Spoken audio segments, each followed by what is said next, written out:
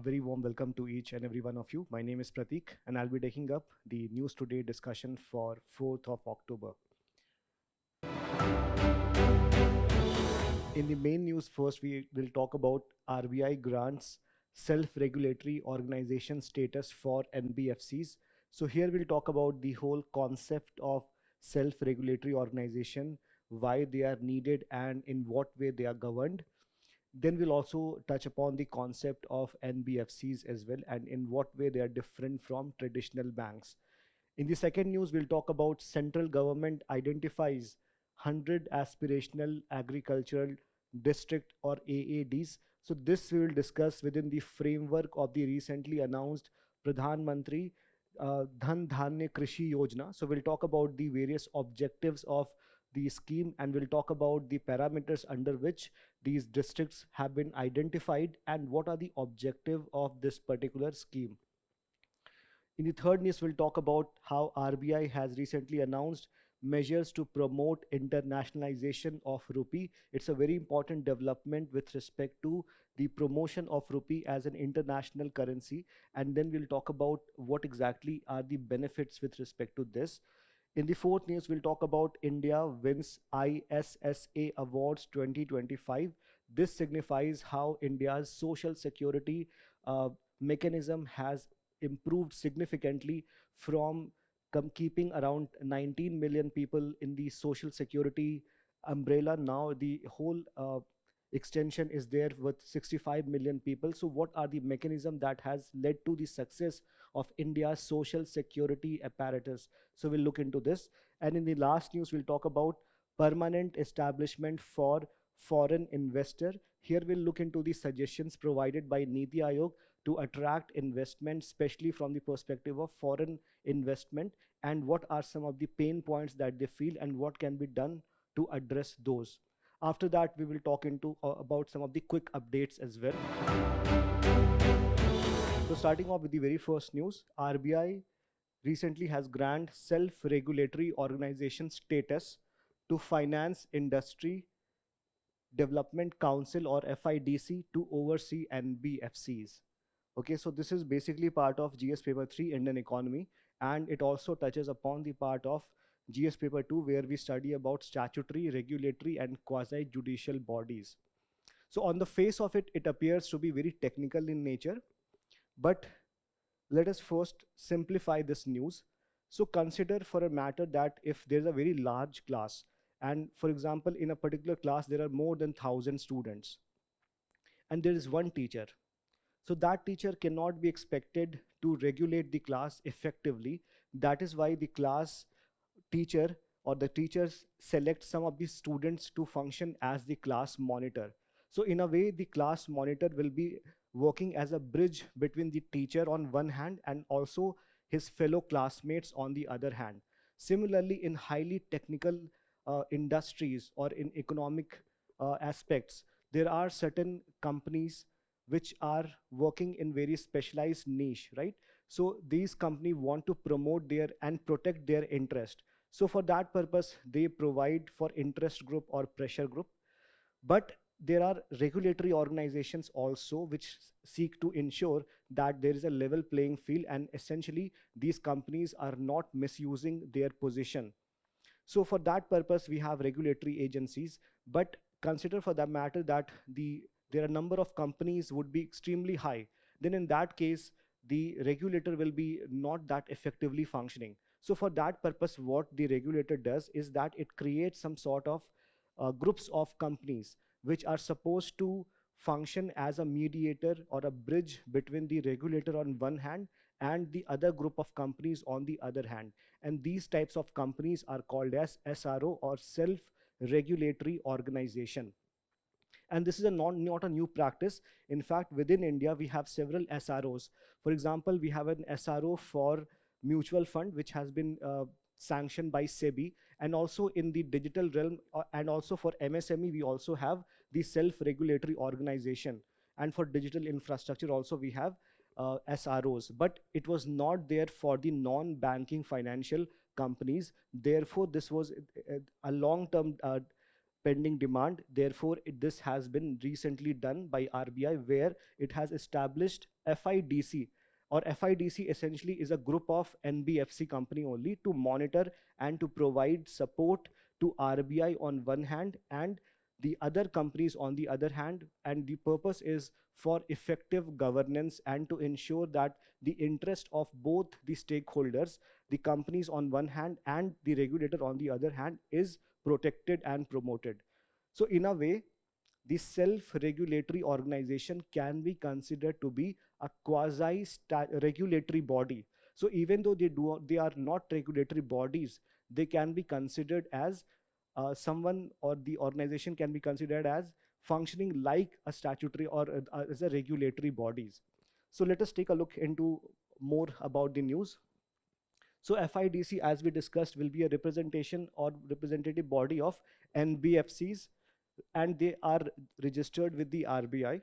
Second, granting SRO status to FIDC will ensure better governance for the NBFCs, right? So even though NBFCs are regulated by the RBI, but we know for a fact that there were certain news like ILFS crisis, or the corruption charges were there.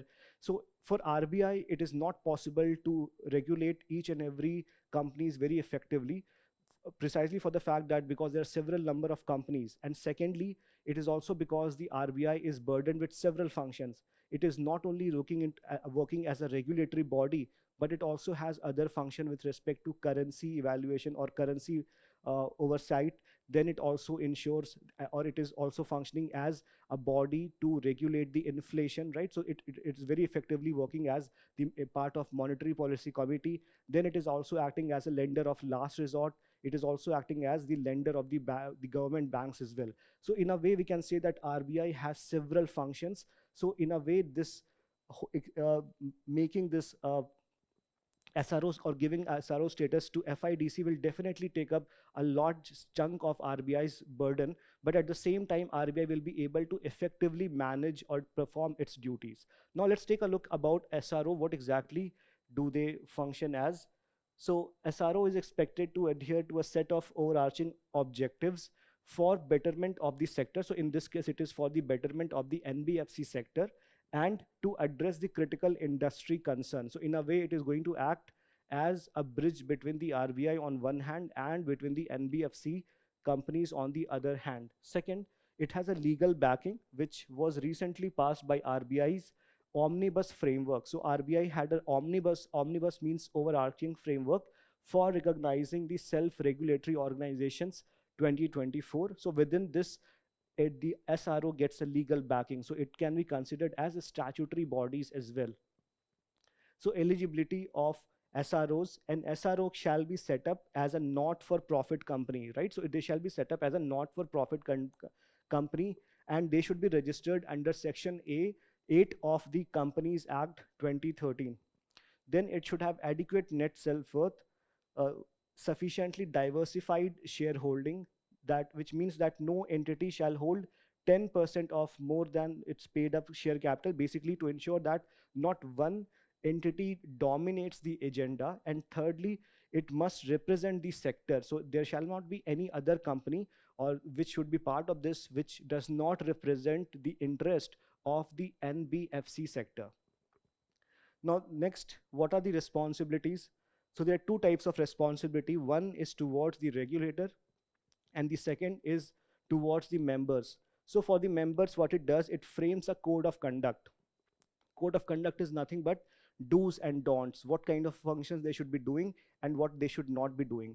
Then they should establish a grievance redressal and dispute resolution framework, so that if they have a grievance or if they have a dispute, it should be resolved in a very systematic manner. Then towards the regulator, they should be ensuring regulatory compliance. So whatever compliance the RBI mandates from time to time, the SROs should ensure that the companies are adhering to those compliance standards. Then they should promote sector development, foster innovation, and detect early warning signals. So they should understand that there could be some companies which are showing some signs of distress or some signs of corruption or things like that. So they will be looking into those issues, and they will be reporting back to the RBI to take some concrete action in that regard. Then what is the governance framework of the SROs? So they are under Articles of Association. Bylaws shall provide for the manner of functioning of governing body and specify the function. So the detailed function will be provided by the Articles of Association or the bylaws. Then at least 1/3 of the members in the board of directors shall be independent members, right? And the whole part should be, including the chairperson, shall be independent, so that it should not be determined by the profit motives, right? So it should be broadly for the development of the sector. Now, if you look at the meaning of NBFC, the concept is that they're very different from the banking sector, but at the same time, they perform some functions which are similar to the banking sector. So in terms of lending, more or less NBFCs are very similar compared to banks. But in terms of deposit, they are different. So banks generally deposit not only term, but also the demand deposit, which means that banks can have short-term deposit as well as long-term deposit. But NBFCs do not accept short-term deposit or the demand deposit. So they only accept long-term or term deposits. So that is the primary difference between the banks and the NBFCs. Then they are also not part of payments and settlement system and cannot issue checks drawn on themselves, which can be done by the banks. Now, how are they regulated? They are registered under Companies Act 1956, and also they are regulated by the RBI. Banks are generally under the Banking Act, right? And RBI Act, and their status is that more than 9,000 NBFCs are registered with RBI. Okay, so this is how NBFCs perform. Now from this, PYQ is not directly asked, but in a way UPSC can ask a question on, like earlier they had asked a question on what is a quasi-judicial body, explain with the help of concrete examples. So maybe UPSC can ask a question on what do you understand by quasi regulatory bodies, right? So this can be, the SRO can be considered, or the self-regulatory organization can be considered as an example of quasi-regulatory body. So you can give examples here. You can talk about FIDC, and you can talk about the functions that they perform and the governance structure. All these things you can mention here. Let's start with the second news, which is central government has recently identified 100 aspirational agricultural district, or AADs, and this will be part of general studies paper 3 Indian economy, where we have to study crops, cropping patterns, agriculture, etc. So this will be within this part. Now the interesting thing to note here is that this whole 100 aspirational agricultural district is done under a very important scheme called Pradhan Mantri Dhan Dhanya Krishi Yojana, which was announced recently in the budget by the finance minister, and it was also notified by the cabinet. Now, within this, the approach is that it will take up it will identify certain districts on the basis of 3 parameters. And what are these 3 parameters? First, it will be decided on the basis of agricultural productivity. Second, on the basis of net sown area, or the cropping intensity. And thirdly, on the basis of the credit that they have, right? So on 3 parameters primarily, these districts will be decided. And recently, the government has decided, or it has notified 100 districts, out of which most of the districts are from UP or Uttar Pradesh, followed by Maharashtra. Now, what is the functions, or in this, what is more important from the exam perspective is that we understand the concept of, or the significance of the scheme, that is Pradhan Mantri Dhan Dhanya Krishi Yojana. So there are 5 functions of Dhan Dhanya Krishi Yojana, and these are the 5 functions, 5 core objectives.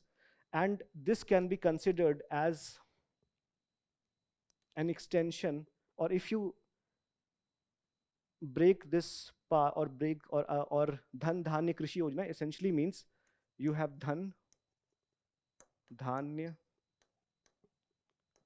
and Krishi Yojana, right?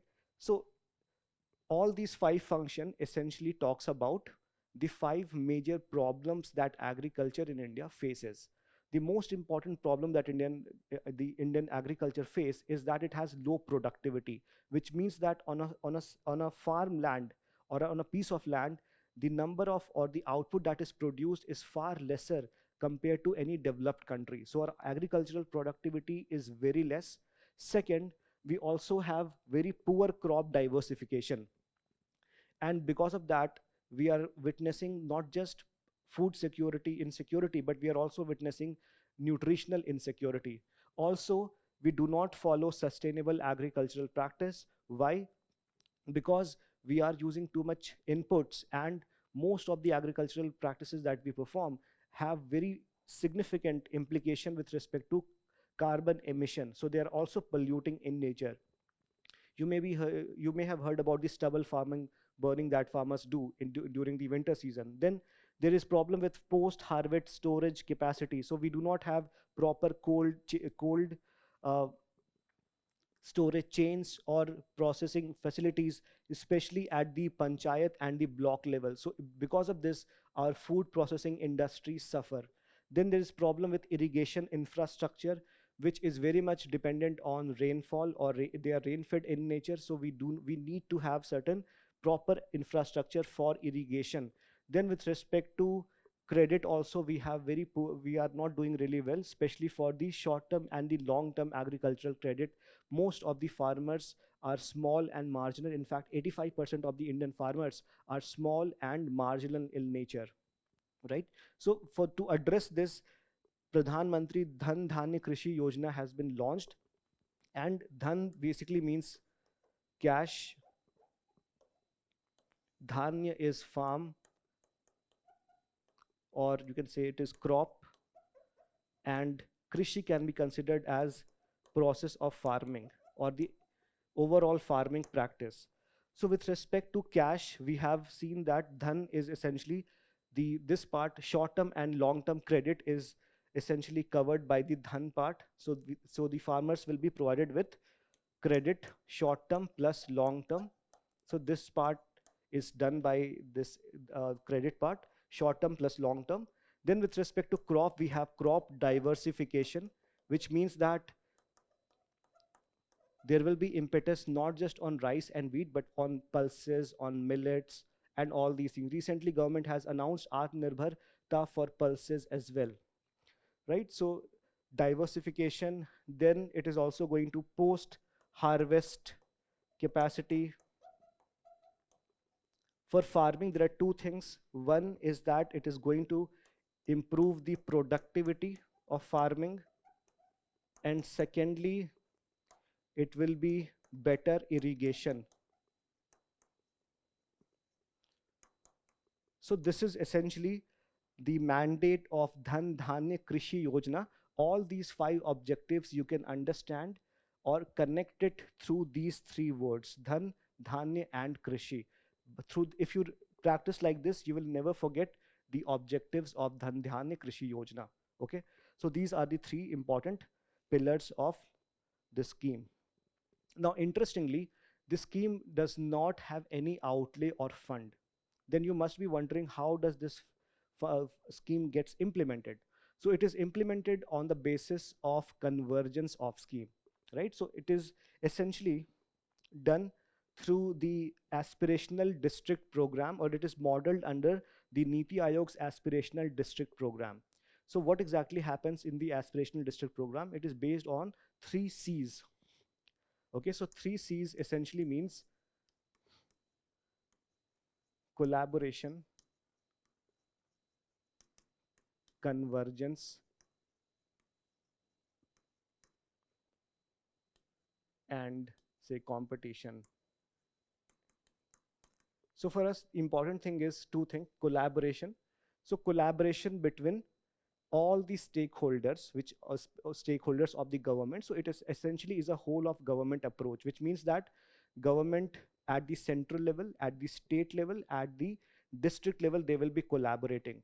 Then the collaboration will not just be with this government, but also with respect to the society as well. So the self-help group, the but the agricultural groups, the farmer produce organization will also be collaborating here.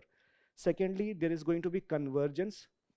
So for farmers only alone, there are several schemes that are launched. But the problem is they do not work in consolidation.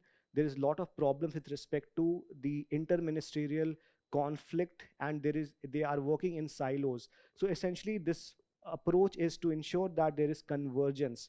Thirdly, there's going to be competition as well, because for this initial stage, there is going to be 11 or 100 districts will be selected, and then later on, depending on their performance, other districts will be prioritized. Okay, so this is the whole approach for the scheme. Now let's take a look at the other things. So identification of the uh, agricultural aspirational districts is based on three factors. First is low productivity, second, low crop intensity, and below average access to credit. Three factors. And there will be committees formed at the district, state, and the national level for the implementation, for the monitoring, and for the planning purpose. So this ensures that there is a harmony and there is collaboration in terms of functioning of all the matters. So as we have already discussed, that PMDDKY is based on Niti Aayog's aspirational district program based on the 3C that we have discussed. Then the scope is initially for 100 agri districts in 6 years, and it converges 36 central schemes across 11 ministries for saturation based growth. And there will be district planning through the DDKY Samiti, which is going to be chaired by district collector or Gram Panchayat to prepare agriculture and allied plan. So this is all about this particular news. So for this, I have given you a practice question also. So take a look at this. The Aspirational Agricultural Districts Initiative under the PMDDKY reflects a convergence-based governance model. Discuss its potential in addressing the structural challenges of Indian agriculture. So we have discussed some structural challenges like productivity, like issue of agriculture, irrigation, credit, etc. So you explain how the particular scheme addresses these structural problems. Now let's move on to the next topic, which is RBI announces measures to promote internationalization of rupee. So this is again part of GS paper Indian economy. And here what is important is what is the meaning of the term internationalization of rupee and how exactly it is going to benefit the Indian economy. So about the news, RBI has unveiled or explained or provided new measures to promote wider internationalization use of the Indian rupee, and it has expanded both trade and investment avenues. So what exactly internationalization of rupees mean? It means that allowing Indian rupees to be used for international trade and investment, right? So basically, when any international transaction happens or trade happens, generally it is carried in certain other foreign currencies such as dollar, such as yen, or maybe uh, euro, right? So if we use dollar, if we use Indian rupee instead of foreign currency, then the whole idea is we are promoting our Indian rupee for international trade and investment. In a way, it is internationalizing the whole concept of rupee. So there are several benefits of doing that. First, it reduces requirement of forex reserves. Why? Because if we want to trade, so we need certain foreign currency exchange, right? But if we are trading in Indian rupees, then definitely we will not be using the rupee to convert first to dollar and then to use it for trading. So it reduces our requirement. Second, it reduces exchange rate risk because it protects us against US dollar fluctuations and global liquidity pressure, because largely then the uh, rupee will be decided by the internal factors, not by the external factors. Then it ensures economic autonomy. So economic autonomy, which means that we will not be relying on the dollar or the foreign currency exchange for trading purpose. And it also boosts trade influence because it positions the rupee as a stable regional currency, it enhances India's role in the global trade. So these are some of the benefits of internationalization of currency. So what measures have been announced recently? First, the INR loans to the Indian to non-Indian residents have been extended, and this is essentially done for countries in Bhutan, Nepal, and Sri Lanka, so they can directly take loans in INR from the designated authorized dealer. Then there is reference rates. For example, the financial benchmarks India Limited (FBIL) can set transparent rupee reference rates vis-a-vis the global currencies such as USD, Euro, Yen, and Pound, which was earlier done by the RBI. Next, widening the use of special rupee Vostro account. So SRVA balances can now be invested in corporate bonds and commercial paper. So earlier it could be done only in the government securities.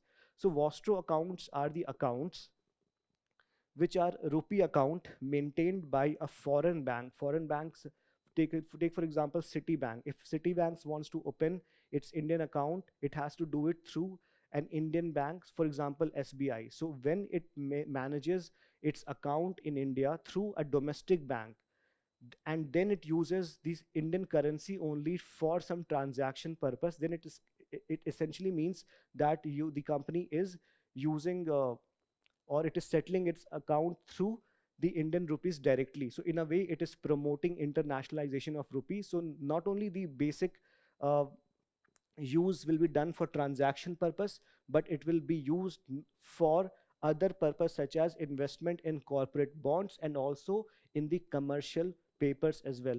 Now you tell me how commercial papers are different from debentures. Fourth news, India wins ISSA Award 2025 for outstanding achievement in the social security. And this is particularly, it is from GS paper 2 social justice, or it can also be covered within GS paper 1 Indian society, right? So here India has been conferred with the prestigious International Social Security Association ISSA at the World Social Security Forum 2025. And the award has recognized the fact that in India, the social security has increased from 19% in 2015 to 65% in 2025, covering over 940 million citizens, right? So here, first we need to understand what are social security and why it is required. So social security are measures which are provided to individuals and families to ensure access to healthcare and to guarantee income security, right? So they are essentially a way to provide you some sort of support system when you are not able to work effectively. For example, pension, for example, insurance. So these are very effective protection mechanism against the hardship that you may face during different stages of life, right? So it can protect you from exorbitant hospitalization bills, or it can also have severe impact on income stability during your pension period. So all these measures are provided under social security. Now, why it is recognized as a basic human right, and in India, it is largely used because most of the workforce in India are unorganized in nature. And unorganized labor force means that the companies that where they work will not provide them with social securities like pension, like insurance, right? So when they fell ill or after they retire, they will not be getting paid by their employers in any form. So in that sense, government needs to step up, and it needs to provide some sort of in social security measures for those workers. Secondly, in India, we are seeing a decline of traditional joint family system. So in earlier stage, when we had a joint family system, then it was very much a sort of social security in itself, because any of the member would be earning and that member would be helping these other members who were not working.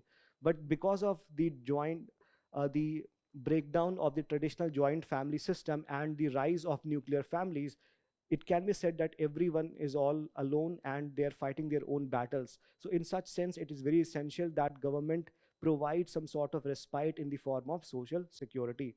Then in terms of people below poverty line, we have 5.25% people who are below poverty line. This is under the new $3 PPP per day as of 2022-23 World Bank, which means that there are significant, because we have around 140 crores people, so 5% of that is a very large number. So we can say that a lot of people are below poverty line, so they should be provided with some social security. On top of that, there are several people who are one disease away from using or consuming all their resources and falling back to poverty. So we need to ensure that there are some social security measures for them as well. So what are the measures that the government has recently taken? So let's take a look at that. So first is, the government has simplified the legislation here. So the government has passed the Social Security Code in 2020, which has amalgamated or converged 9 laws to ensure social security protection for all the workers, including those who are the unorganized workers. Then building digital and financial foundations in terms of Jan Dhan Yojana for providing banking facilities to all the people, especially the marginalized section, and direct benefit transfer, securing informal and unorganized worker through e-Shram portal, where the all unorganized worker, they are provided, or they are counted here and they are listed here, so they are recognized. Atal Pension Yojana, PM Vishwakarma Yojana, etc. Expanding health and food security through Ayushman Bharat scheme, so which provides for primary and tertiary care. Then Pradhan Mantri Garib Kalyan Yojana, basically that was for food security during the COVID times, and it has been continued ever since then as well. Then insurance and pension schemes in the form of Pradhan Mantri Suraksha Bima Yojana. Then women's empowered in the form of Lakshpati Didi initiative, Pradhan Mantri Ujjwala Yojana, etc. Then other national career service portal. So national career service portal can be considered as a platform that helps the job seekers to meet the job providers. So in a way, it helps in providing meaningful job. So these initiatives can be considered to be things that have improved the social security of Indians, right? Then the fifth news, Niti Aayog releases tax policy working paper on permanent establishment for foreign investors in India. Now, for India to be a developed country by 2047, it is very essential that we grow with a very unprecedented level in terms of economic growth, right? And for that, we require investment. And investment cannot just be from the domestic private players. It also needs to be from the external players or foreign companies as well. But the problem with the foreign investors is that we have a tax regime that sometimes can be very prohibitive, and the compliance burden is such that it deters the foreign players to come and invest in India. Therefore, Niti Aayog in its recent report has provided for certain measures that would attract the foreign investors in India. So let's take what the report says, that the paper addresses some of the long-standing concerns of the foreign investors on tax predictability and dispute resolution to strengthen India's investment climate, right? So this is about how to strengthen India's investment climate. Second, a stable tax regime is crucial for instilling confidence in foreign investors. This is very much the very important fact. Third, however, foreign investors frequently encounter significant tax uncertainty and compliance burden, particularly stemming from issues related to permanent establishment. So let's understand what is the meaning of this term, permanent establishment. So permanent establishment is a fixed place of business where enterprise conducts its activity wholly or partly. So in a way, you can think of this in such a way that if there's an MNC and it is acting or it is operating in any different countries such as India, then whether it for the purpose of investment or the purpose of doing business, it has to create some sort of permanent enterprise or permanent established in the domestic country or in the host country. And that particular place of business is called as permanent establishment. So it essentially determines a country's right to tax the business income of the non-resident entities. So non-resident, it can be Netflix, it can be Citibank, or any other entity that is working in India. So they have to establish their business, and they have to provide some sort of uh, right to tax it, right? And the source state has the authority to tax the profits attributable to the PE which is within its border. So if a company is operating in say 100 locations, so the source country will not be able to tax its 99 operation, but the one operation in which the MNC is using in the source country, on that PE, on that enterprise, the host country has the right to tax, especially on the profits. In India, the Income Tax Act of 1961 employs the term business connection for determination of PE. So essentially, there's no term PE that is mentioned as part of the Indian lexicon or Indian taxation, Indian Income Act 1961, but the term that is used is business connection. So issues, what exactly are the issues that they face? First is ambiguity surrounding definition creates significant tax risk. So this term is not clearly described. What exactly is permanent establishment, and how does it connect with, or how does it associate with business connection? So there is ambiguity in the term. Second, there is compliance burden. There is no certainty, like what are the things that they are supposed to maintain, how they're supposed to maintain their uh, balance sheet, etc.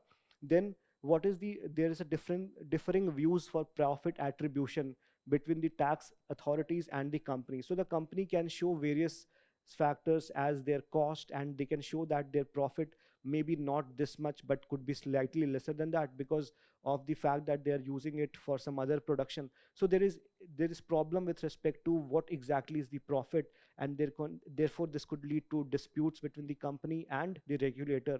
Then mixed application of arm's length principle. The whole idea of arm's length means that the entities which are in question, they should not be interlinked.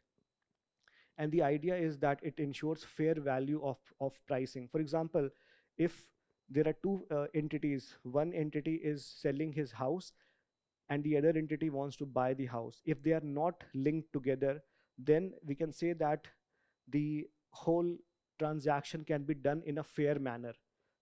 But imagine for a second that the second player who wants to buy the house is somewhat related to the first player. In that sense, the second player would try to negotiate with the pricing.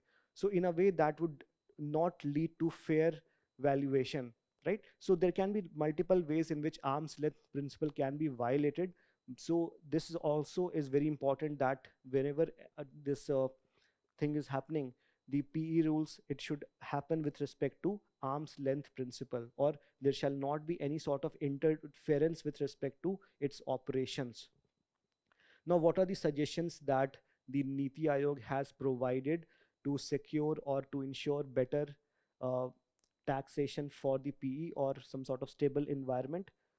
So first thing is that introduced operational presumptive taxation scheme, right? So presumption means that you have assumed something, and essentially there is like decide that what would be the fair profit of the company, based on maybe 2 or 3 years or some preceding tax or profits of the company. So for that would ensure that the company has or is sure about how much profit or how much taxation it has to provide to to the authorities, right? So this will provide certainty to taxpayer and the tax authority. Secondly, it provides for legislative clarity how codify clear PE and profit attribution principles so that there is no scope of ambiguity. In fact, it should also be mentioned that the Income Tax Act of 1961 should also be amended to clearly mention or define what the term PE stands for, so that there is absolutely no problem or absolutely no ambiguity in terms of the definition. And moreover, it should be aligned with the international model, especially with respect to OECD and UN models, and maintain policy against retrospective taxation. So taxation should not be done from a back date. Okay.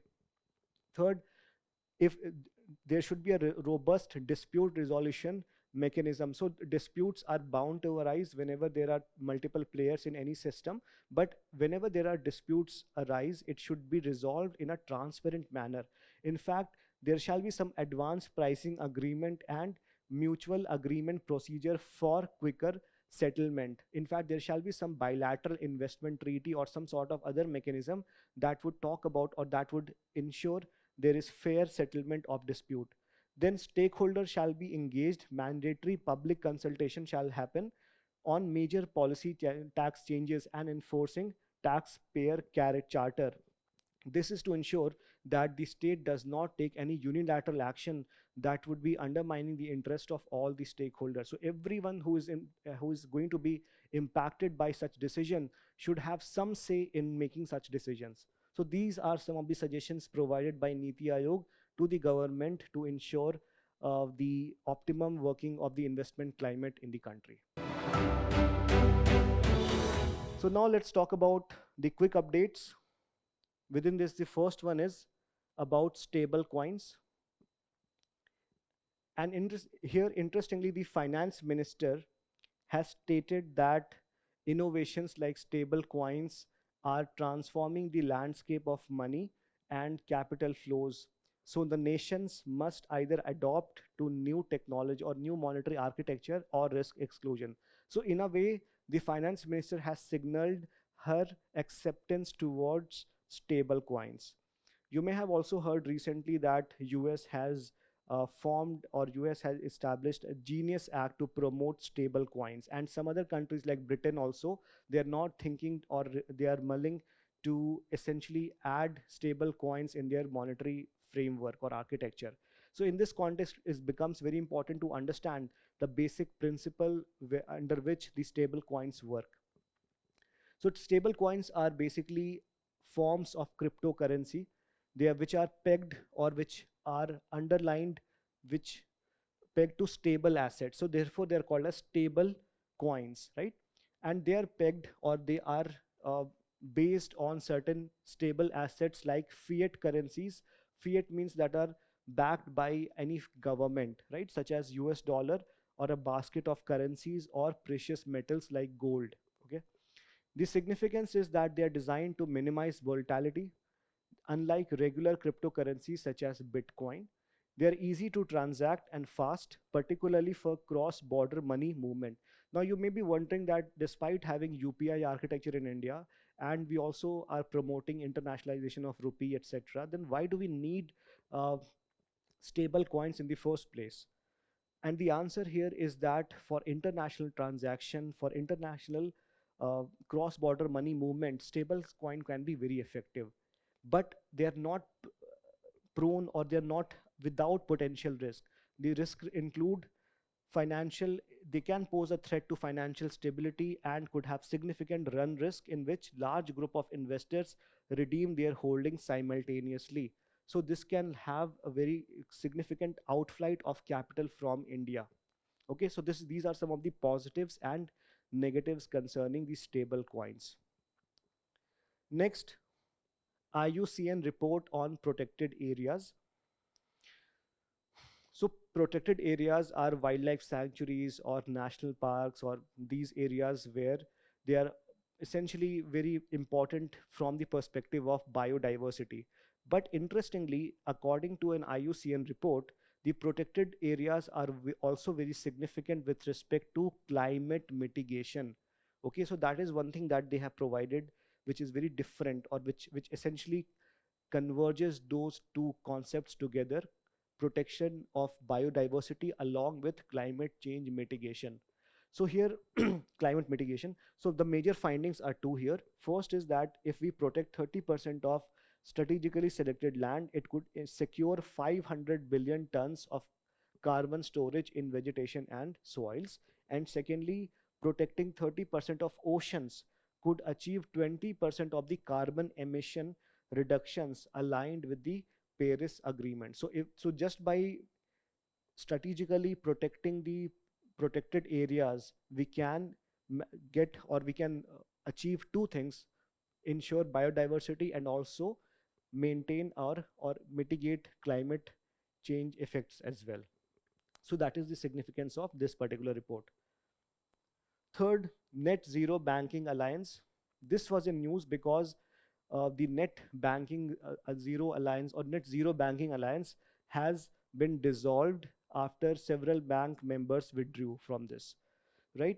So this Net Zero Banking Alliance was formed way back in 2021 under the UN Environment Programme's Finance Initiative. And under this program, it was decided that, or it encouraged the banks to reduce the carbon footprint of their loans and investment and support transition to a net zero economy by 2050. But guess what? The banks have other things to do, that they would not look into this from the perspective of reducing carbon emissions, but for them the major objective is to ensure their profitability. So perhaps because of that reason, a lot of member countries have withdrew from this, and because of that, the Net Zero Banking Alliance has been dissolved now. Next, mud volcano. And this was in news recently because India's only mud volcano in the Baratang Island in Andaman and Nicobar Islands, it has erupted after 20 years. Last time it erupted was in 2005, and it remains one of the most tourist area, or it is one of the most famous tourist area in the Andaman areas, on Andaman Islands. So this is how the the volcano looks like. So a mud volcano is a geographical formation where a mixture of mud, water and gases erupts to the surface, right? So they basically, it is, you can see that there are muds here and water.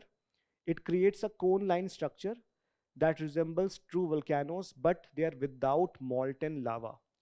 Now, they are generally encountered in areas where natural gas is present, and recently you may have heard of that Andaman, certain Andaman basin is also rich in natural gas as well. Then eruptions are caused from the pressure from Earth's tectonic forces or by the accumulation of the hydrocarbon or the natural gases. Okay. Next, NATO pipeline system. And this was in news because Poland will join the NATO pipeline system, NPS. And the NATO pipeline system was established during the heights of Cold War to supply the NATO forces with fuel. So as you know that now, with the 1990 or with the disintegration or with the end of Cold War, Russia has integrated into economy with the European countries. And one of the most important way in which Russia provides support to the European countries is through providing gas or hydrocarbons. In fact, you may have heard about the Nord Stream projects as well. So that was a very effective way of Russia to provide energy security to the European countries. But with the ongoing Russia-Ukraine war, this energy security that the European countries would get has come under threat. So because of that, the NATO pipeline system has again come into news. The purpose was to continue to ensure petroleum product supply and distribution of NATO operations, and it is across 12 NATO countries, linking storage depots, military air bases, civil airports, refinery, etc. So these are the functions. Okay. Next, contaminants in the cough syrups.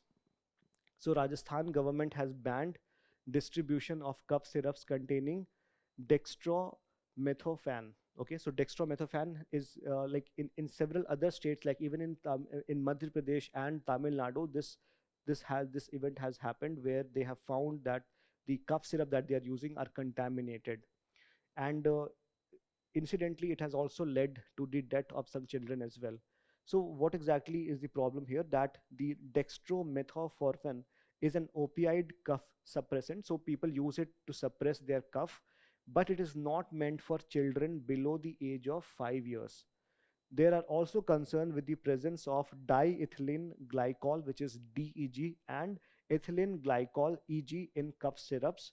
So both of them are colorless liquid or industrial chemicals commonly used in making products like brake fluids, paints, plastics, etc. So they are mixed generally with these cough syrups so that they can be used as a contaminant. They are used as a substitute for safer substances called propylene glycol, and DEG and EG are highly toxic for the humans and they can cause poisoning and kidney failure. Next news, Cassini and Enceladus. So recently, NASA's Cassini spacecraft has provided some fresh evidence that there is a life present in the Saturn's moon Enceladus, right? It could potentially host life. So, what exactly is Cassini spacecraft? Is it just by NASA? No, it is a planetary exploration mission jointly done by NASA, by ESA, that is European Space Agency, and ASI, which is Italy. Then the goal is to study Saturn, its ring, moons, and magnetosphere in detail.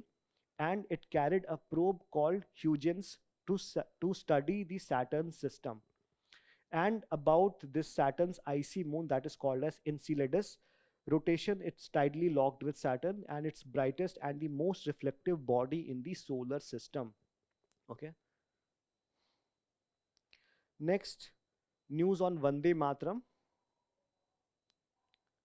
So Union Cabinet has announced the nationwide celebration of the 150th anniversary of the national song Vande Bharat.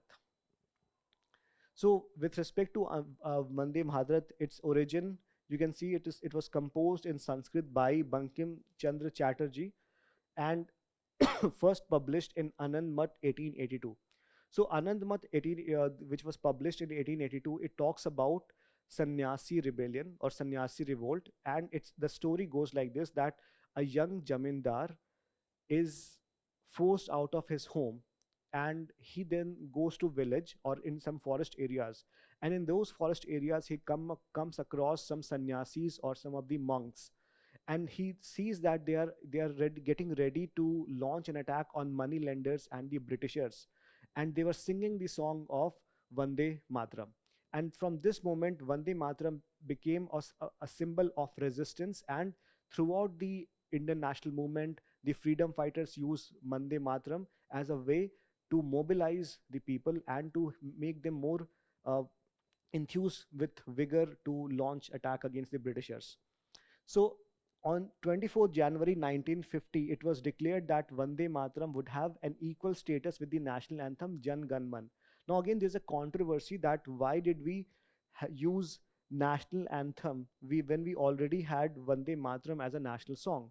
Now the controversy is said to be because of the problems or the issue that the Muslim League had with the Vande Mataram, because Vande Mataram had several passages or paragraph that glorified Hindu deity, right? Lord, or it was about uh, the Hindu deity. So therefore, and for that purpose, the uh, government decided to not adopt this, and then it ended up using Jan Gan Man to be used as national anthem. But at the same time, it was considered, or it was to be used or given the same status as that of national anthem.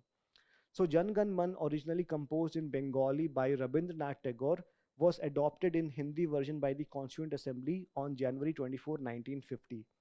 The theme of Vande Mataram is it pays tribute to Mother India, inspiring devotion, courage, and unity.